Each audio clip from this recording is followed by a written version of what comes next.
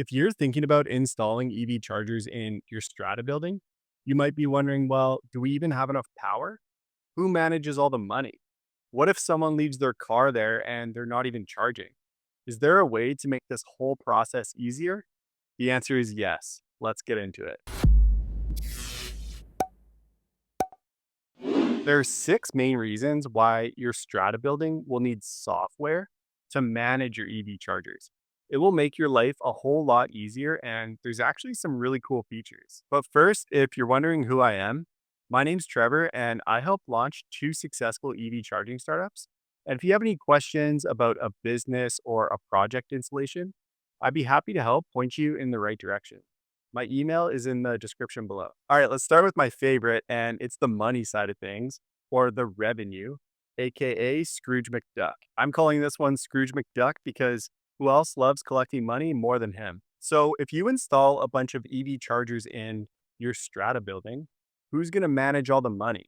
How does it work? Where does it go? With the software, the strata is in control.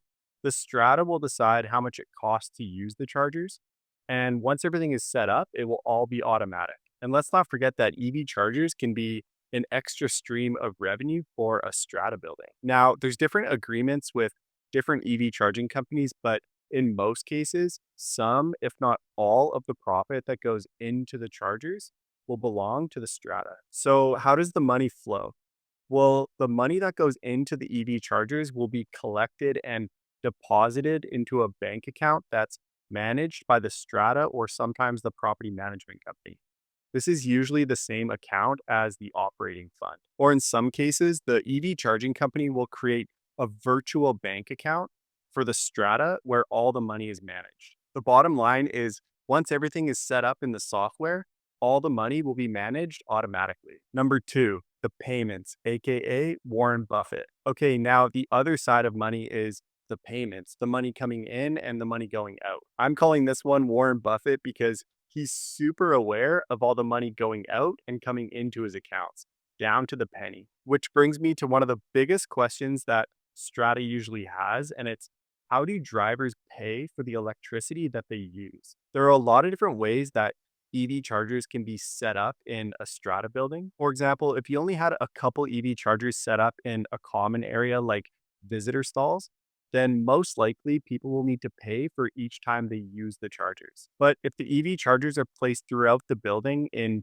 every resident stall, then usually there'll just be a flat rate per month that residents will pay directly to the strata. I've heard this range anywhere from $10 to $50, and this will be per month. But with the money going into the chargers, either way, all the payments will be handled smoothly through the software. Strata even has control over adjusting the pricing based on the time of day, how much the energy costs, or peak demand hours. And drivers can pay a few different ways, like with RFID cards, they can use apps, or even contactless with their phone. And sometimes the strata will need to pay a monthly networking fee to the EV charging company, depending on what type of deal they have. As the money comes in, the EV charging company will take their cut and put the rest into the Strata bank account. The third reason why you'll need software for your EV chargers is access control, aka the bouncer. People on the Strata Council are busy. They have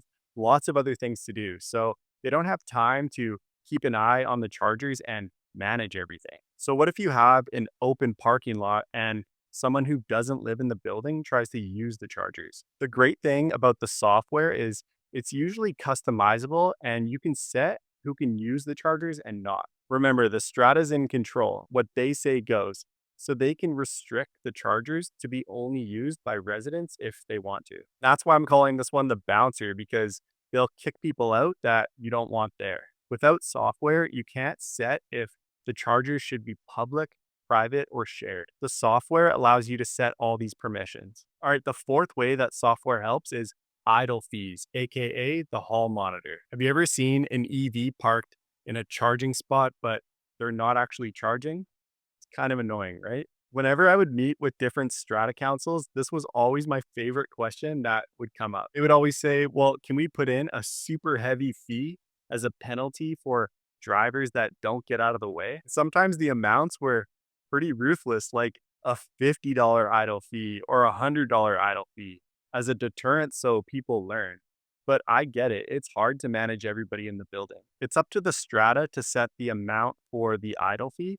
And this is why I'm calling this one the hall monitor because it makes sure that everybody is where they need to be at the right time. The software can automatically detect when people are done charging, but they're still taking up space. It can then apply the idle fee to their account. So it encourages everybody to move out of the way when they're done charging. And this way, it will make sure that the chargers are available for anyone who needs them when they need to charge. The fifth way that software makes life easier is through energy management, aka Simone Biles. Another big question I hear from Strata is what if we don't have enough power in the building? What if we don't have the funds or want to pay for a super expensive electrical service upgrade? The good news is sometimes you don't need to, and this is where energy management comes in. With the software, you can use energy management, which is sort of like a balancing act for the power that the chargers use in your building.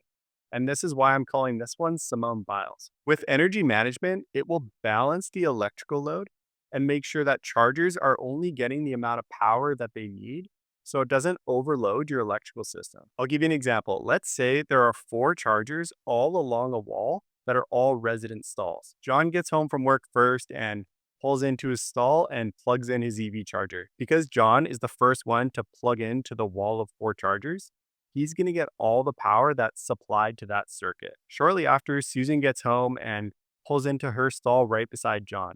She plugs in her charger, and now the amount of power is split between those 2 chargers.